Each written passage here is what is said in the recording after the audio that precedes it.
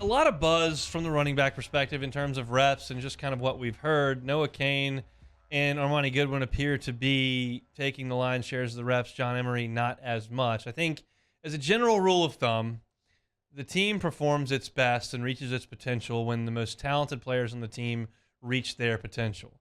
And when I watch those three guys play, whether it's on highlights or whether it's in person or whether I watch them in practice, the most talented running back of the lot, I believe, to be John Emery. I think Armani Goodwin is the shiftiest, but I think John Emery with the entire package is the most talented, and it appears he's not moved to the front of this room in terms of running backs.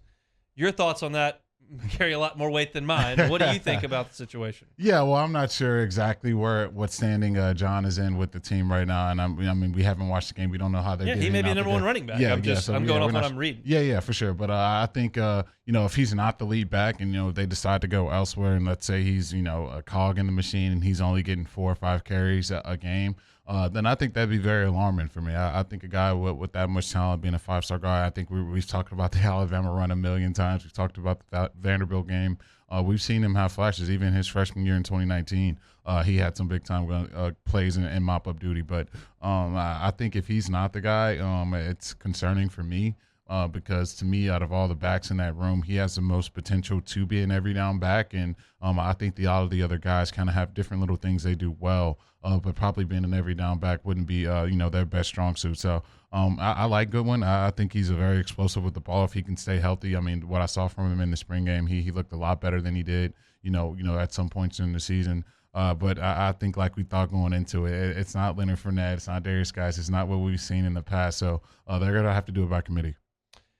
When I watch Noah Cain, he's physical. He's a big guy. He looks healthy, which is good because he had not been at Penn State, and his production has really tapered off the last couple of years.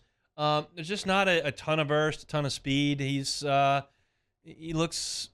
I think a comp would be kind of like Nick Brissett out there, who ran for 1,000 yards. Like Nick ran for 1,000 yards, so it's not like but he's not an NFL back. He's not an All-American type guy, and that's in my uneducated opinion is what Noah Cain generally looks like. Armani is real shifty. He's got some speed.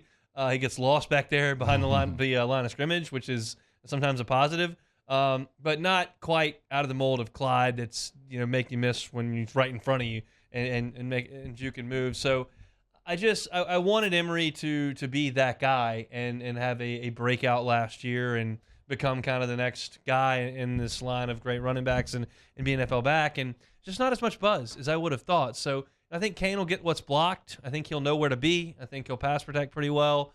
I think there's definitely a place for Armani Goodwin, but right now I'm disappointed right now that John Emery is not getting the buzz. And again, to clarify, I think we need to go back. This segment sounds like we've just blown up the running back room. Everything's a disaster. Maybe John Emery is the lead back. He gets the first carry against Florida State. He runs for 140, and we're off and moving. It's just based on what I'm seeing and hearing, it doesn't appear that way. Yeah, I think you always want to hear good things, and I think last year, the backs we were pumping Kiner a little bit, we were pumping Goodwin a little bit, and those guys are making plays, and so you want to hear about guys making plays, and I just haven't heard that a ton about Emery this fall camp, but who knows? I mean, we don't know exactly how the coaches are going to divvy out the carries, and to me, like we've talked about in this segment, he is probably the most highest ceiling out of all the guys in that room, the most potential to have that, big, over 1,000-yard season because he can withstand, going through an SEC season. It's just, I hope that's the case. We don't know yet, but, all signs have said that he's just been playing out of his mind. So hopefully that is the case. So if I pivot, and there's always going to be a place for Leonard Fournette and for Derrick Henry and for Jeremy Hill, the guys that we've known in college that get in the I formation, run it downhill, run for 160 yards in a game. There's always a place for that. But this LSU offense appears to be from the shotgun. They're going to move the pocket. They're going to run some quarterback run. They're going to run some read option stuff. Maybe Armani Goodwin fits a little bit better into that than I'm giving him credit for as someone who's just used to the big physical back that moves downhill. We saw the year Clyde had. He's not Clyde, but maybe he's a little more equipped to handle it 13, 16 times in an SEC game than I'm giving him credit for? Is that possible? Yeah, I think it's definitely a different era. I think every Les Miles back, especially the most of the ones I can think about, they're all 220 plus, and so I think those guys of seeing those downhill runners, that really can get 25 plus carries and go do it again the next week. probably not going to see that anymore. I don't think Armani could withstand that. But in this offense, like you said, they're a lot more spread out. You're going to be running a lot more 4 receiver sets, and that means you're going to have Armani in space with guys who probably don't want to bring that little guy down, because once he gets momentum, that's where I think his strong suit comes in at. So I agree with you. In a spread out offense, I think Armani definitely has a lot better chance to make plays because there's a lot more space.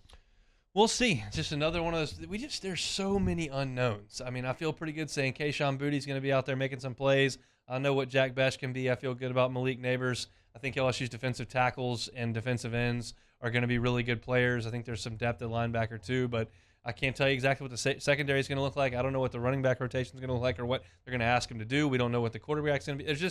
There are a lot of questions. I've been talking all the time, and this is the nature of both levels, but the Saints are such a boring watch for me day to day in camp because there's so much certainty, and LSU just doesn't have that much. And I think it's a great thing that Brian Kelly's afforded the access he has so that we have a lot to talk about. And actually, instead of just reading preview magazines and clippings and hearing interviews, we have actually seen a lot of stuff. But LSU's camp is an interesting one.